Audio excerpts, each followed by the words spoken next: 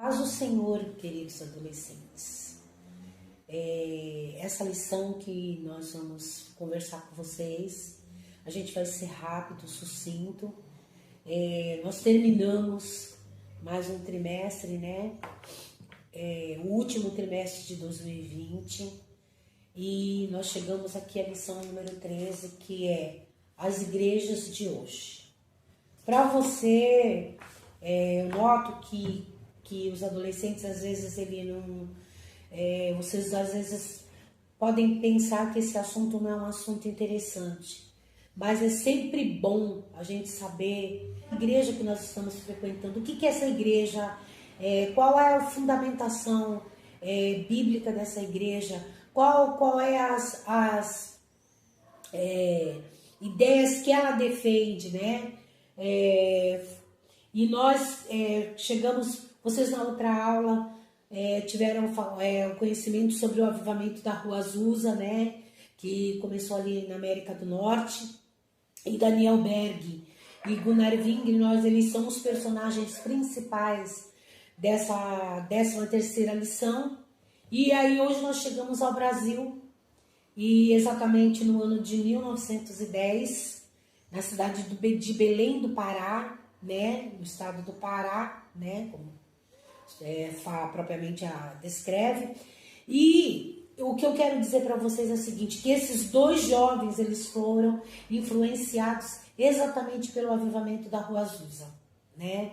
E quando nós chegamos falando sobre o avivamento no Brasil, nós também vemos que o escritor dessa lição, ele fez uma descrição que eu achei bastante interessante, eu até publiquei, eu não sei se algum de vocês viram, que diz assim, os equívocos da história do cristianismo acontecem porque, apesar da igreja ser divinamente instituída, é humanamente constituída. E apesar de a Bíblia ser divinamente inspirada, ela é humanamente lida. Por isso, uns erram por fraquezas, outros por má interpretação bíblica e outros ainda por falta de conversão. Nós queremos dizer assim que a palavra de Deus, ela é imutável, né? A palavra de Deus, ela permanece para sempre. Mas nós, enquanto seres humanos, nós falhamos. E nós vamos falar dos alguns erros, mas também de acertos de homens de Deus, que tiveram chamadas magníficas, chamadas importantes para divulgar a palavra de Deus. E na sua humanidade eles erraram sim, eles tiveram grandes falhas, mas também foram homens muito corajosos, homens que desafiaram além do limite da sua época, do seu tempo, homens desbravadores. E Daniel Berg e Gunnar Wingren, a partir de que eles deixam a Suécia e vêm para o Brasil, através de uma chamada, né, onde Deus fala com eles, que eles viessem, e Deus mostra até o lugar, ter muita coragem, né?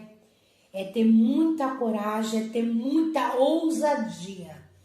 E eles obedeceram esse chamado e pagaram o preço por isso.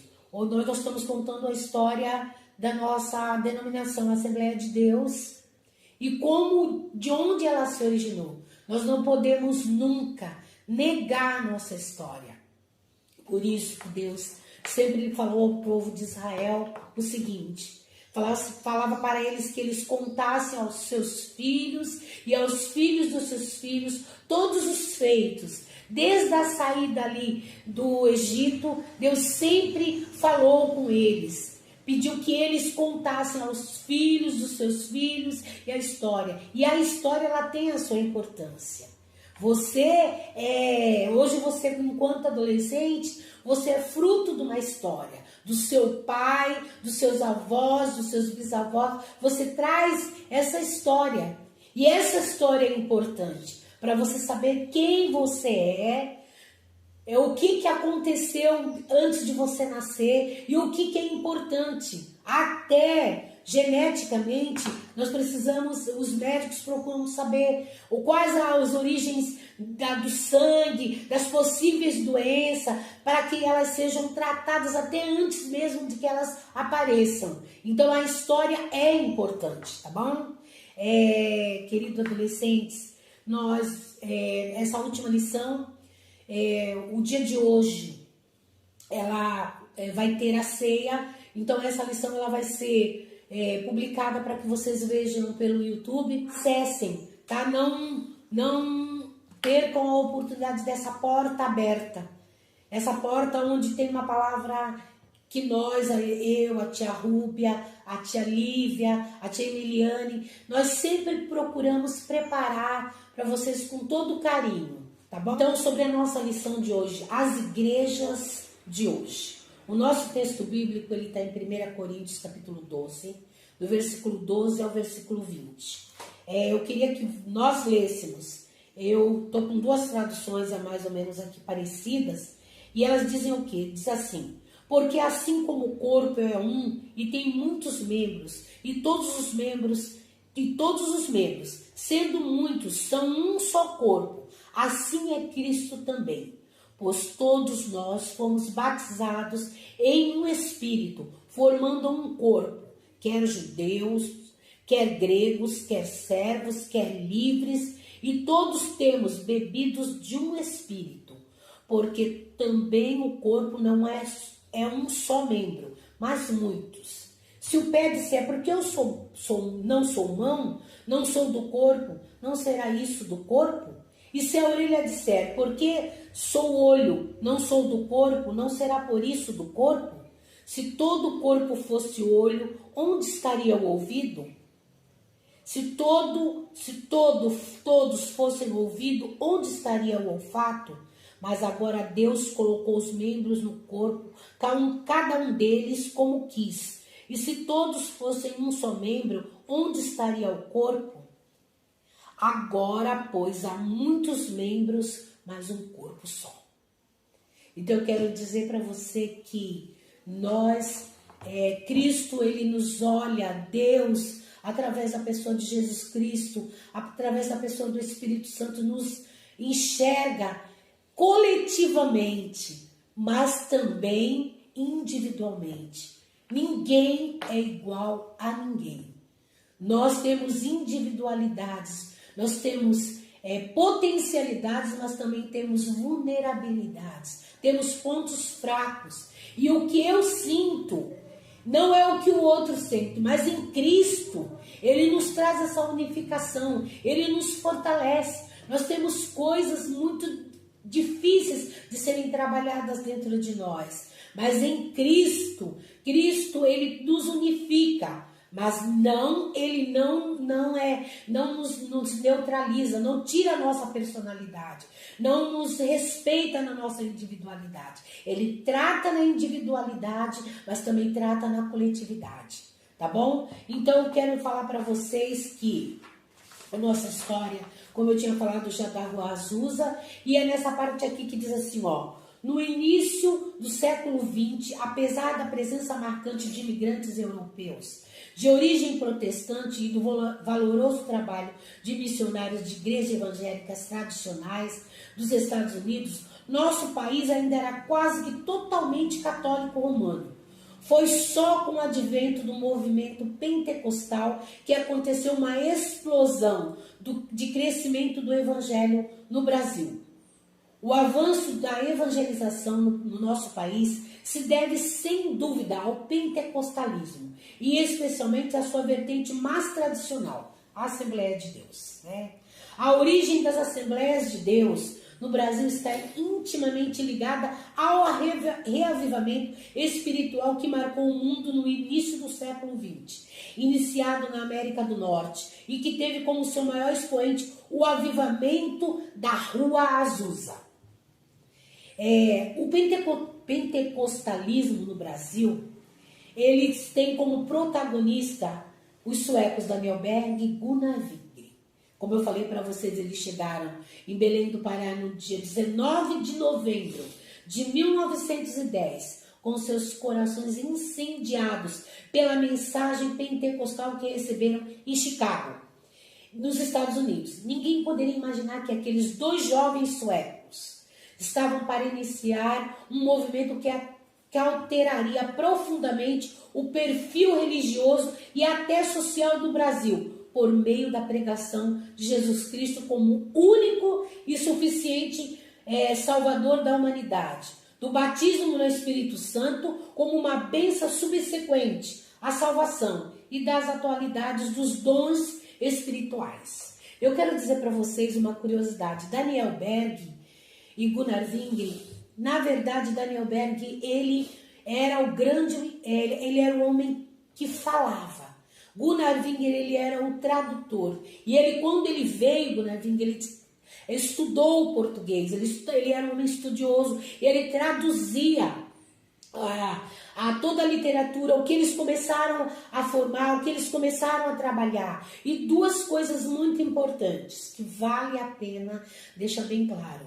As mulheres no ministério de Daniel Berg e Gunnar Wingren, na formação, elas foram muito importantes. As esposas, né, como aquela que formou a primeira escola bíblica dominical, com crianças, né, e a Frida Wingren, né, e o primeiro círculo de oração em Belém do Pará tem uma crente chamada Celina de Albuquerque. Essa mulher, ela hospedou eles e conforme na hospedagem essa mulher ouviu essa mensagem e essa mulher foi batizada com o Espírito Santo.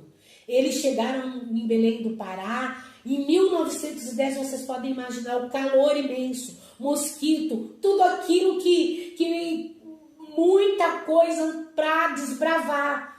Eles chegaram com, se hoje Belém do Pará tinha calor, naquela época também. E Daniel Berg não era um pregador eloquente.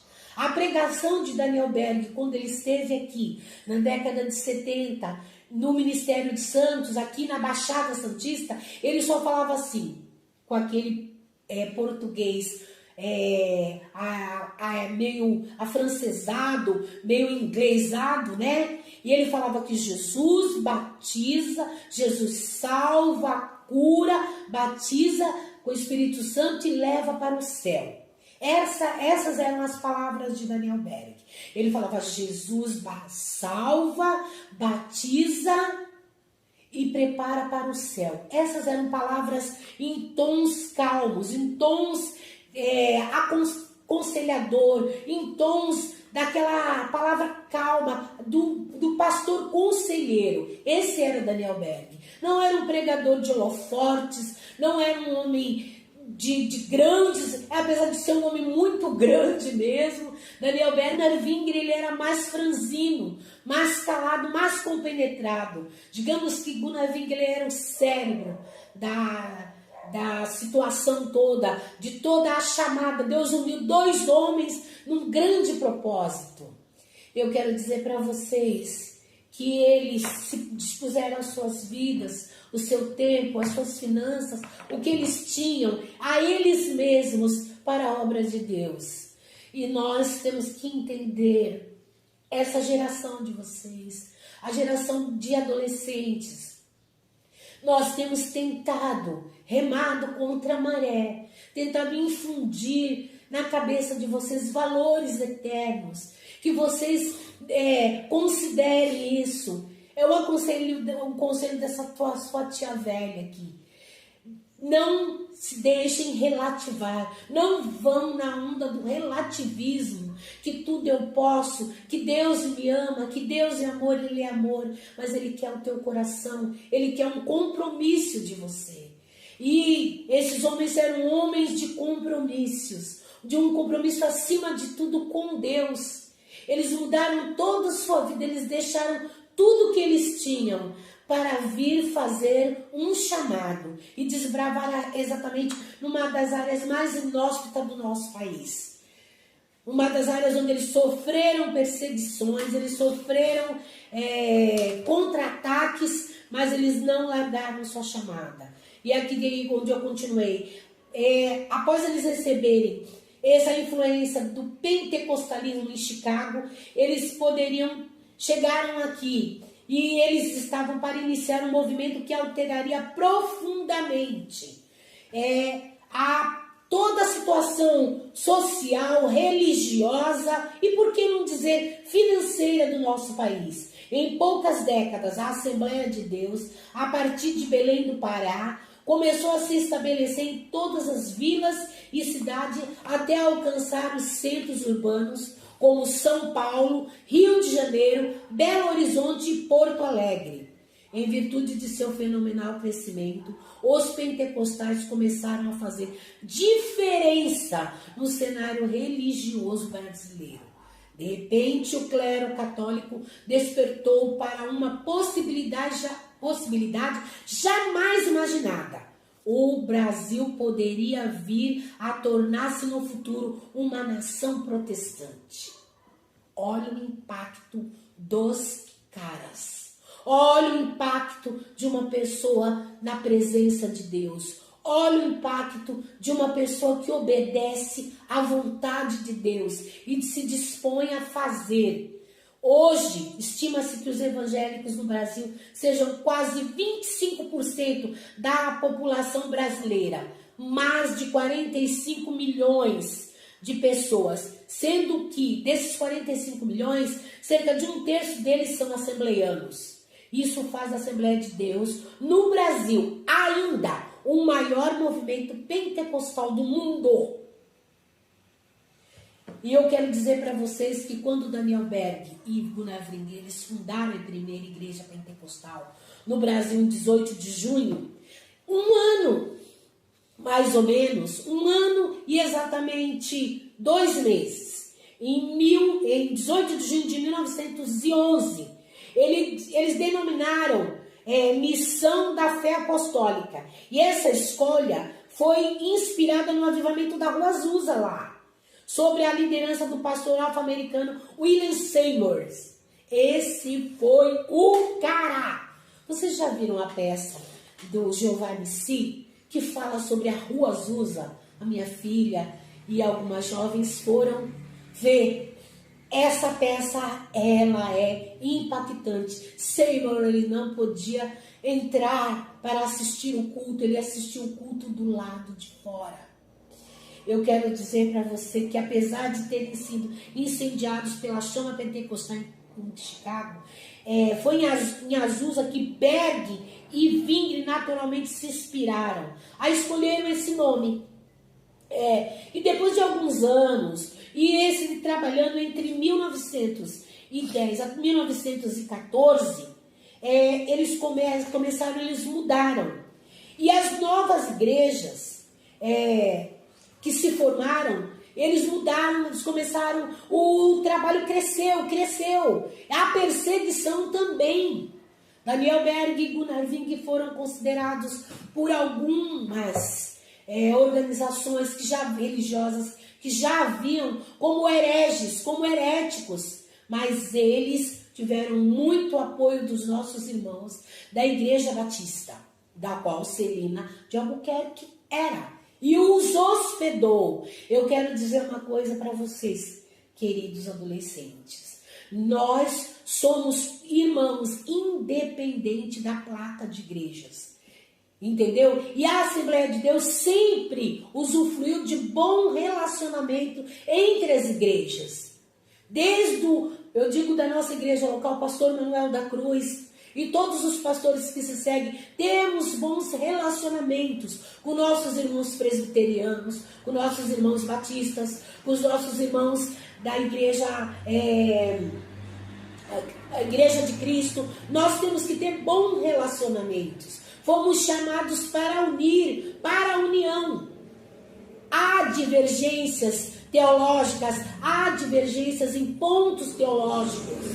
Há pontos que são inegociáveis, do qual nós, segundo a doutrina dos herminianos, não negociamos. Entendemos que o corpo é o templo do Espírito Santo e que o corpo deve ser preservado, que o corpo, como templo e morada do Espírito Santo, ele tem que ser alvo da santificação, de ser separado. Realmente não podemos andar de qualquer jeito.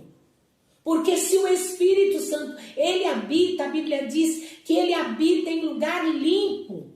A obra do Espírito Santo é nos santificar, para que nós sejamos testemunhos para o mundo. É tanto que Jesus nos comparou ao sal, à luz. E ele fala, ele assevera, ele deixa claro, ele dá a letra. Ele fala, se o sal se tornar insípido, se o sal deixar de ser salgar, ele se torna insípido e para nada mais presta. Ele é jogado, ele serve até para secar a neve, ele se torna para que os homens pisem. E diz que se o sal deixar de salgar e a luz se apagar, porque uma luz não se coloca debaixo de uma mesa, ela não se esconde, mas ela brilha. Então, essa postura de salgar e de brilhar, ela é um reflexo do Espírito que está dentro de você. Há valores inegociáveis. Eu sempre costumo falar o seguinte, tem alguns termos aqui, essa lição ela fala bastante coisa. Fala sobre algumas igrejas, algumas mudanças que aconteceram, mas eu costumo dizer assim, que é como se nós fôssemos, eu estou na minha casa, você na sua casa. Preocupe-se um pouco com o que está acontecendo na sua casa. Deixa a casa do vizinho, ore pelo vizinho, ore pelo que está acontecendo na casa do vizinho. Se alguém não leva a palavra como nós recebemos, como nós concebemos, ou como as nossas regras internas, mas não julguemos, nós oremos pelos nossos irmãos, para que o Senhor trabalhe tanto na nossa vida como na vida deles. Tá bom, queridos adolescentes? Eu quero falar para vocês que há dois perigos muito importantes, porque quando a Assembleia de Deus ela se iniciou no Brasil, ela encontrou aqui também a Igreja Cristã do Brasil, a Igreja Congregação Cristã do Brasil, a CCB. Elas eram as únicas igrejas de caráter pentecostal no país. Esta última, porém, a Cristã do Brasil, aconteceu algumas coisas, é o que eu falo para vocês. Eles têm uma forma diferente de interpretar algumas passagens bíblicas. Eles não adotam pastores, eles adotam cooperadores. A forma de cear, a liturgia, toda a liturgia deles é diferenciada. Mas eles têm um marco na história como igreja pentecostal no Brasil. E essa onda entre eles foi de 1910 a 1950. A Igreja Assembleia de Deus e a Cristã do Brasil, elas não foram parceiras, mas elas, de alguma forma, elas conversavam entre alguns pontos doutrinários. A Cristã do Brasil é como se eu tivesse uma boa convivência com o meu Brasil, com o meu vizinho. Mas em algum momento, o que eu penso, o meu vizinho diverge. Eu acho que eu podia comer de tudo, eu posso fazer algumas coisas. O meu vizinho acha que não. Então, de certa forma, houve um distanciamento. Ou seja, cada um foi cuidar da sua vida.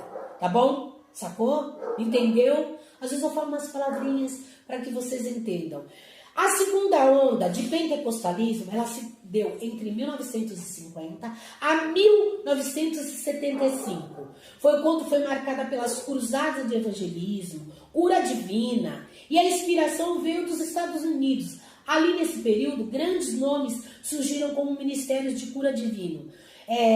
Oral Roberts, os Osbornes. No Brasil, esses movimentos desse movimento nasceram movimentos evangelísticos itinerantes, que se tornaram, o primeiro foi a Cruzada Nacional de Evangelização, que se tornou depois a Igreja do Evangelho Quadrangular. Eu tenho uns manos lá, tem uns irmãos muito bacanas lá. E essa denominação que já existia nos Estados Unidos. Depois surgiu o Brasil para Cristo, fundado em 1955 pelo ex-diácono assembleano Manuel de Melo.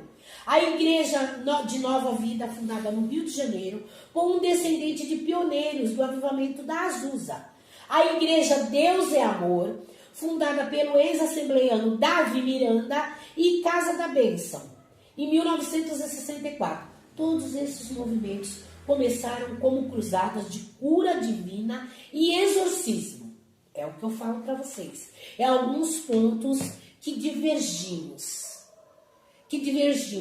Porque nessa época também surgem as primeiras grandes cruzadas evangelísticas da Assembleia de Deus e o movimento de renovação nas igrejas tradicionais. A Igreja Batista Nacional, em 1965, com o Enéas Tonini. E a Igreja Presbiteriana Renovada, em 1975. O movimento católico carismático surge nessa época, em 1967. A terceira onda, que também é chamada de neopentecostalismo, começou no final dos anos 70 e perdura até hoje. Eu quero falar uma coisa para vocês. Os modismos de nossa época. Eu tô aqui, ó. Tem muita coisa para falar aqui, mas eu não quero ser maçante. Eu só queria falar para vocês de duas coisas importantes que vocês deveriam abrir o olho. A teologia da maldição hereditária. Esse é um dos pensamentos que nós vemos hoje em dia, gente.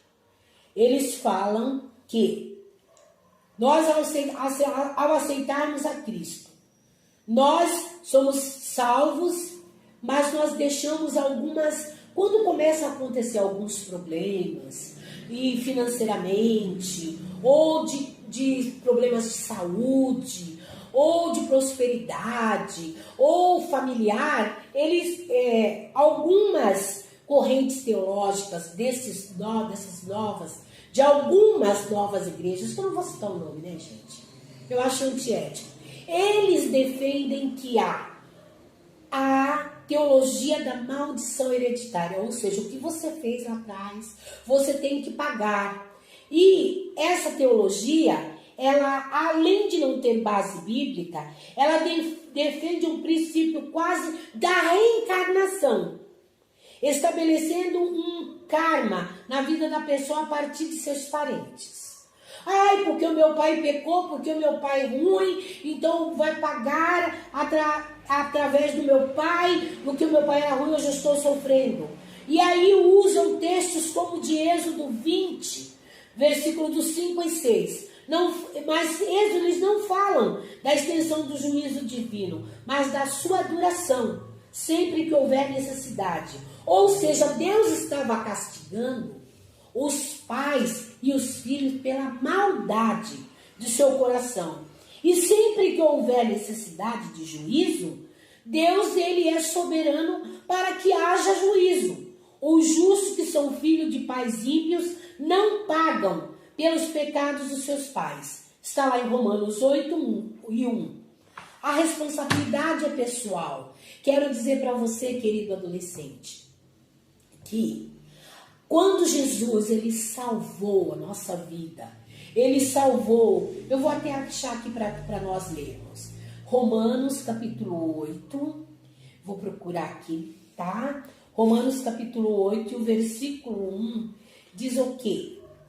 Capítulo 8, e o versículo 1 diz assim: Portanto, agora, nenhuma condenação há para os que estão em Cristo Jesus.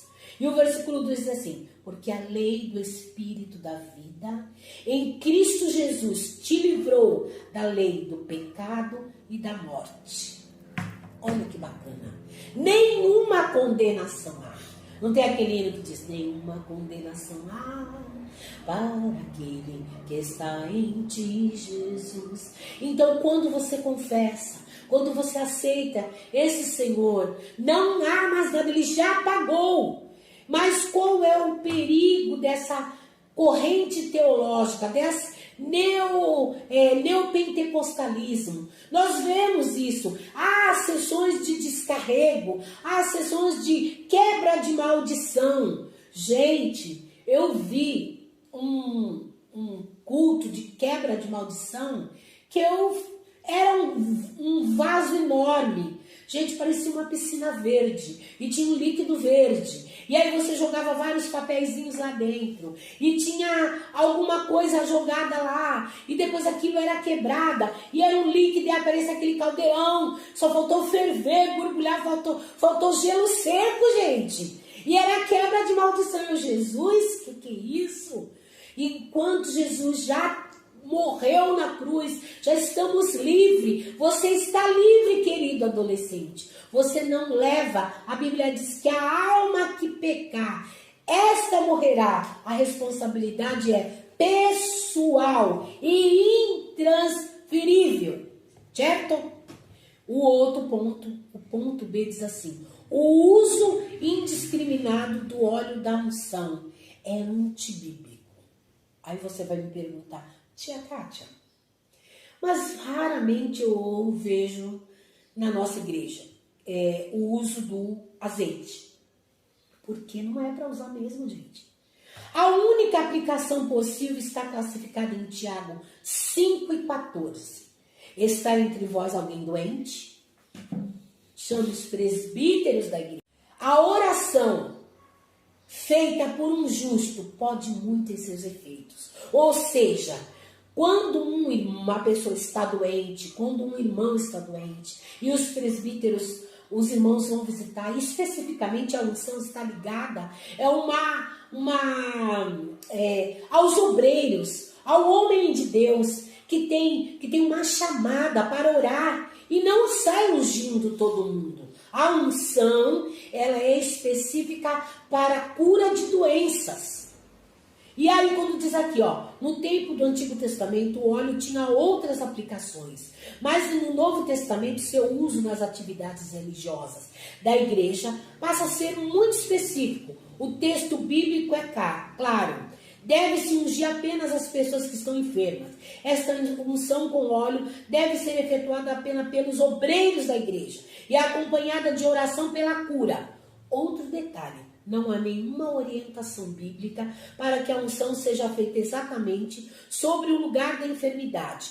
Basta ungir o enfermo. A unção com qualquer outro propósito não é válida. Ou seja, ungir territórios, carros, casas, endemoniados, é absolutamente antibíblico.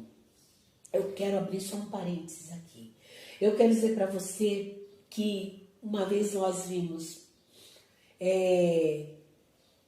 entrou-se um jargão, um ditado popular, que fala é o varão, o vaso. E aí o pessoal pegava com os vidrinhos de óleo, né? E eles iam ungindo tudo que eles viam na rua. Porque era assim, você chegava naquele carro, passava o óleo, eu determino, eu tomo posse. E passava aquele óleo. E em carro, em casa, em propriedades. E eu determinei, e melava de óleo, e todo mundo com óleo. E uma amiga minha, ela foi numa reunião, numa determinada igreja, e ela falou para mim assim, que quando ao término da reunião, ela saiu com a mão cheia. Ela falou assim, que deram uma rosa para ela, depois deram uma moedinha, de acho que era 10 centavos, depois deram um pãozinho embrulhadinho, depois deram um vidrinho de azeite, e eu não sei mais alguma coisa que deram para ela. Eu sei que ela recebeu rosa, azeite, o pãozinho, a moedinha. Eu não sei se faltou mais alguma coisa.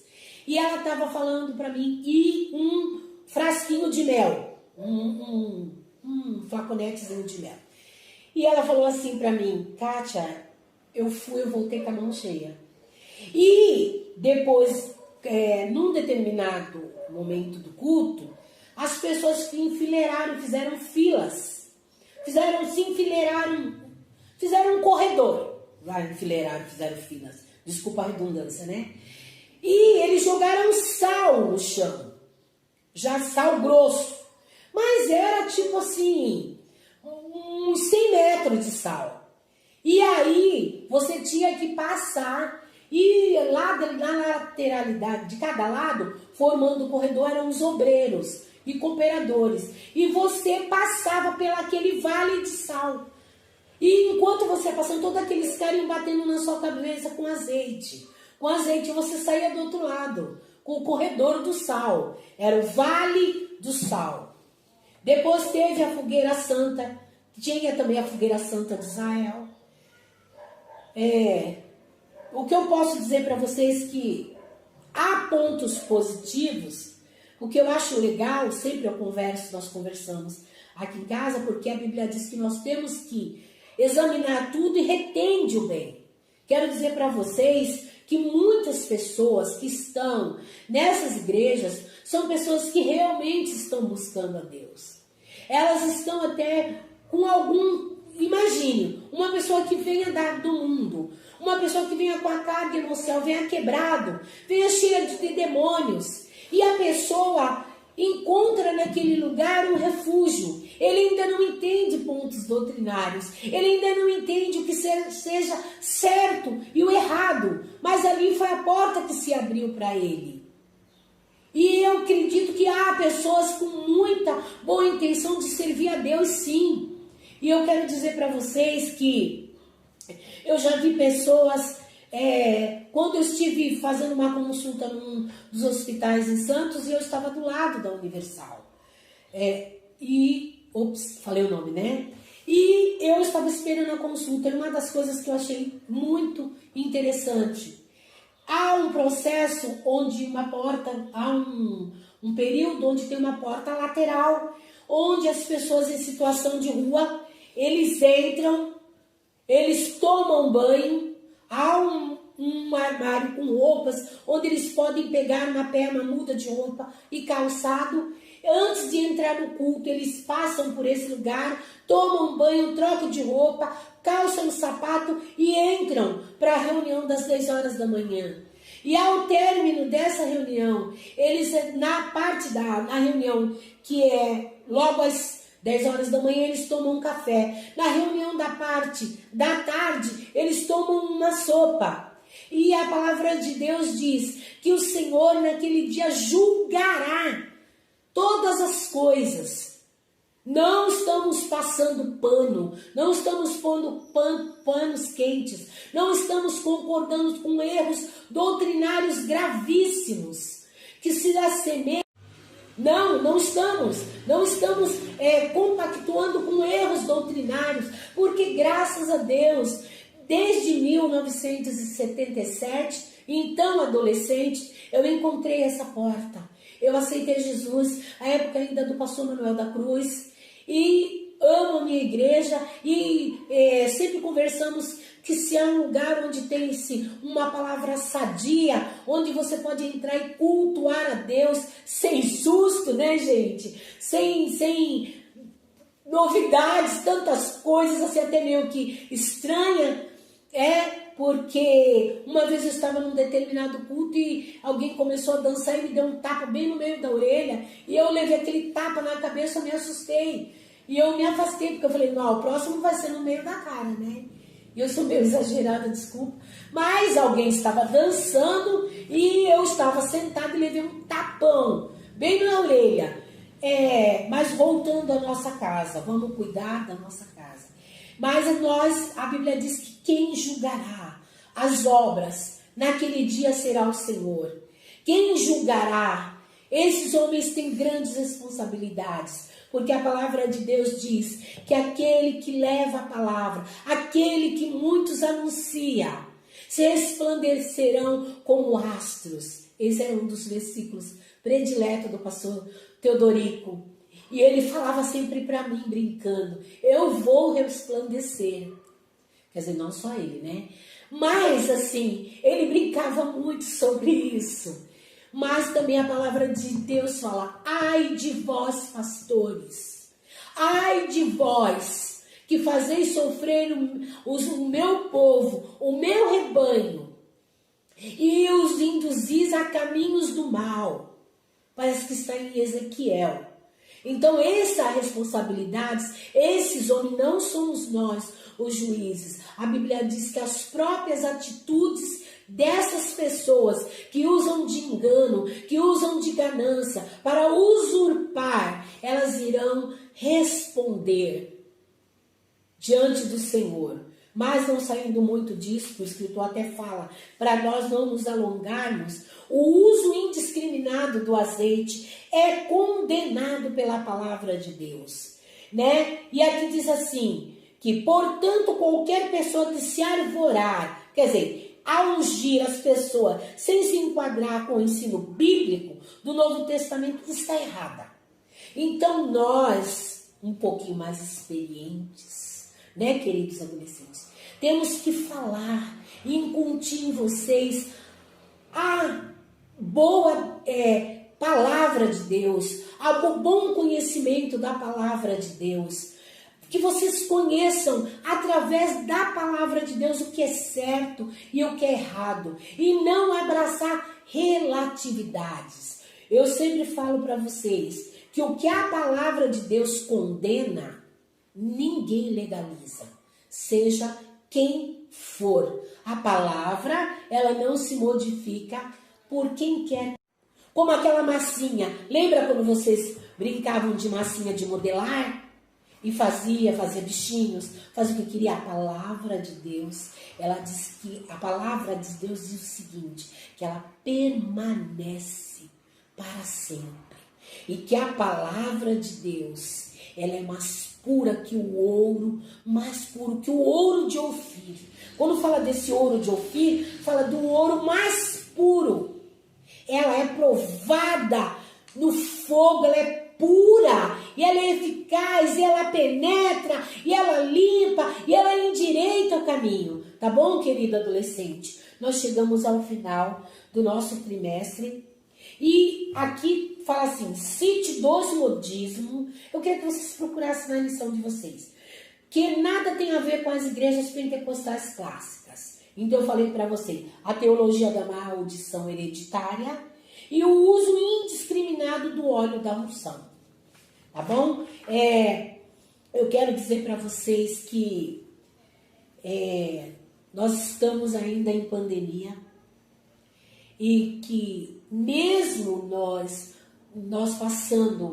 estamos passando por um processo que nunca tínhamos passado. Mas isso também não é motivo para que a gente esfrie. Uma das grandes preocupações minha, queridos adolescentes, é que por causa